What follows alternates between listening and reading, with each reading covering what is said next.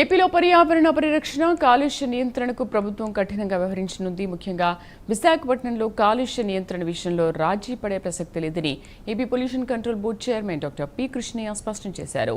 నిబంధనలు ఉల్లంఘిస్తే కఠిన చర్యలు తప్పవని పరిశ్రమల ప్రతినిధులను హెచ్చరించారు. విషయానికి సంబంధించినటువంటి పరిశ్రమల వారితోటి పరిశ్రమల యాజమాన్యాల వారితోటి దాదాపు 3 గంటల సేపు చాలా వివరంగా ఇక్కడ ఉన్నటువంటి సమస్యల గురించి చర్చించడం జరిగింది. జిల్లా కలెక్టర్ గారు, జిల్లా జాయింట్ కలెక్టర్ గారు కూడా ఈ కార్యక్రమంలో పాల్గొన్నారు. దాంతోపాటు పొల్యూషన్ బోర్డు మెంబర్స్గా ఉన్నటువంటి నాగ సందీప్ గారు కూడా పాల్గొన్నారు. దీనికి ప్రధాన కారణం ఏంటంటే మీ అందరికీ తెలిసిన విషయమే. గత నవంబర్ నెలలో, డిసెంబర్ నెలలో విశాఖపట్నంలో కాలుష్యం యొక్క స్థాయి బాగా పెరిగి ఒక రోజున ఢిల్లీ స్థాయిని కూడా మించినటువంటి సందర్భం మేము గమనించాము. అది మా దృష్టికి వచ్చిన వెంటనే అత్యవసరంగా జిల్లా కలెక్టర్ తోటి సంబంధించినటువంటి పరిశ్రమల వారితోటి ఒక వీడియో కాన్ఫరెన్స్ తీసుకొని సత్వరమే కొన్ని స్పెషల్ టీమ్స్ కాన్స్టిట్యూట్ చేసి ఆయా పరిశ్రమలకు పంపించి కాలుష్యం ఉన్నటువంటి పరిశ్రమల్లో వెంటనే చర్యలు తీసుకునే విధంగా కొంత చర్యలు చేపట్టాం. ఎంపీ భరత్ గారు చైర్మన్గా ఈ meeting pollution control board meeting conduct చేయడం జరిగిందండి. దానికి చైర్మన్ గారు కూడా రావడం జరిగింది. బోర్డు మెంబర్స్ కూడా వచ్చారు, ఎమ్మెల్యేస్, అలాగే కంపెనీ నుంచి కూడా వాళ్ళ రిప్రజెంటేటివ్స్ రావడం జరిగిందండి. అయితే ముఖ్యంగా ఈరోజు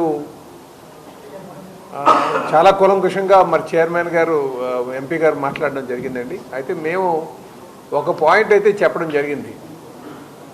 జనరల్గా ఏదైనా ఇండస్ట్రీ పెట్టాలి అంటే 30% గ్రీన్ కవర్ మెయింటైన్ చేయాలండి. గ్రీన్ కవర్ మెయింటైన్ చేయాలంటే ఎక్కడ మెయింటైన్ చేయాలనేది స్పెసిఫై చేయలే. జనరల్గా కంపెనీస్ పెట్టేటప్పుడు, పొల్యూషన్ కంట్రోల్ బోర్డు ఇచ్చేటప్పుడు 30% గ్రీన్ కవర్ మెయింటైన్ చేయాలండి.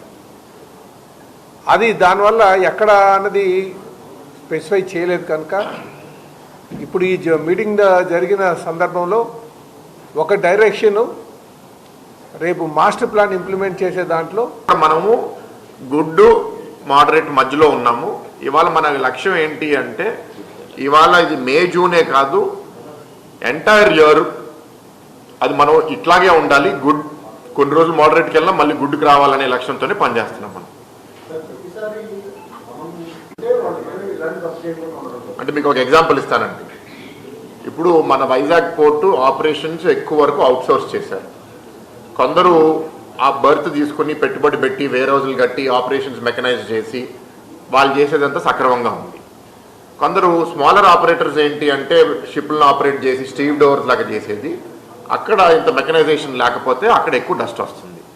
ఇవాళ పోర్టు తీసుకున్న నిర్ణయాలు అందరినీ మెకనైజ్ చేయమని బర్త్ ఆపరేటర్స్కి వాళ్ళు ఒక డైరెక్షన్ ఇచ్చారు. వాళ్ళందరూ పెట్టుబడి పెట్టి మెకనైజ్ చేస్తున్నారు. ఈ మెకనైజేషన్ వాళ్ళు ఇచ్చిన టార్గెట్ 6 monthsలో పూర్తవుతుంది. ఎప్పుడైతే ఇది పూర్తవుతుందో ఈ చిన్న చిన్న స్టీవ్ డోర్ ఆపరేటర్స్ అనేది ఇంకా ఉండరు. అప్పుడు అసలు అవకాశమే ఉండదు. అంటే మీరు అన్నట్టు సాధారణంగా పెద్ద కంపెనీలని మనం నిలదీస్తే వాళ్ళు ఆ భయం కూడా వాళ్ళకు ఉంటుంది, మాకు పెనల్టీ వేస్తారు, ఫైన్ వేస్తారని. కానీ పెద్ద కంపెనీస్ కింద చిన్న చిన్న వెండర్స్ ఎవరైతే ఉంటారో వాళ్ళు రూపాయి సేవ్ చేసుకోవాలనే దాంట్లో కొన్నిసార్లు